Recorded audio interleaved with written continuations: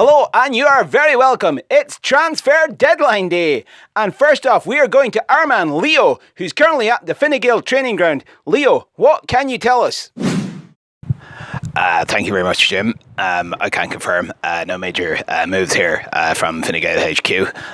There was a late approach from Fianna Fáil to sign Simon Coveney on loan till the end of the season, but as far as I'm aware, it did break down due to image rights. Apart from that, I can also confirm that we did make a late approach to Claire Daly and Mick Wallace to sign them on short-term deals, but unfortunately that also broke down due to excessive demand. So it's as you were. As I said, there are still a number of hours to go, so anything can happen. I also might change my mind. I also may not.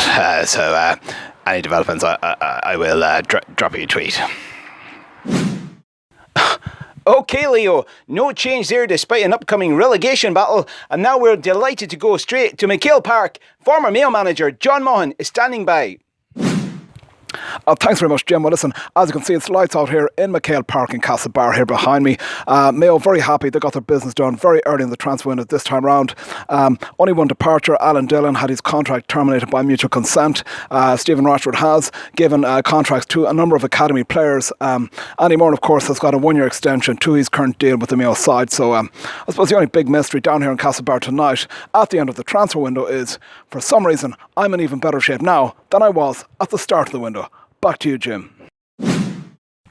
Well, certainly. Hard to argue there, John. Now, we're going to Wexford, where Davy Fitz has had an incredible pre-season with Wexford. Davy, any changes at Wexford Innovate Park?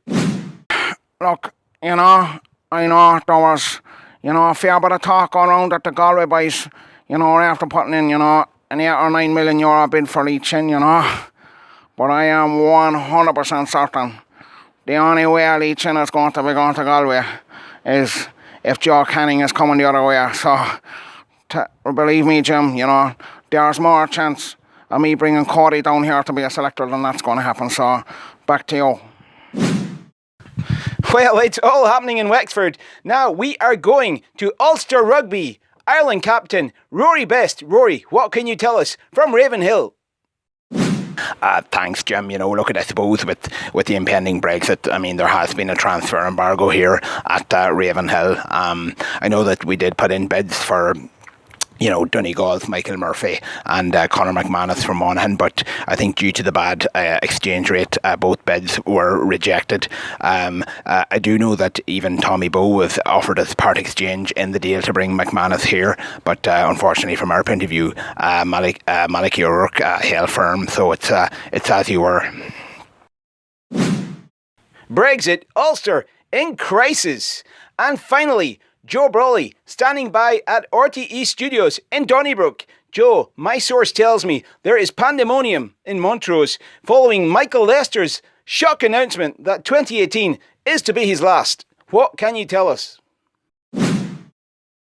Well, of course, Jim, as you quite rightly said, there's total and utter carnage here in Montrose this evening. The powers that be in RTE have just discovered that Michael Lester's replacement must be signed and registered, ahead of the midnight deadline.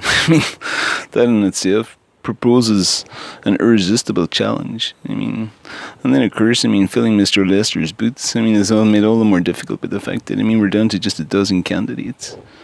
Forget about Dublin 83. This is a real 12 apostles. The list of names is incredible. They've been ferried in all evening in a fleet of Mini Coopers and Audi A3s. We're looking at the likes of Marion Finucane, Sharni Viola and Keelan Shanley, Catherine Thomas, the two Shoigas, Ivan Quillan, Joanne Cantwell, Nori Casey. It's just incredible. All fine and capable anchors, more than capable of hosting the Sunday game. The one thing from my perspective is there's not a snowball's chance in hell that they're going to tolerate yours truly for more than 6 seconds the next year's Sunday game. I might as well just join Sky Sports. Well, what can I say? Welcome aboard, Joe.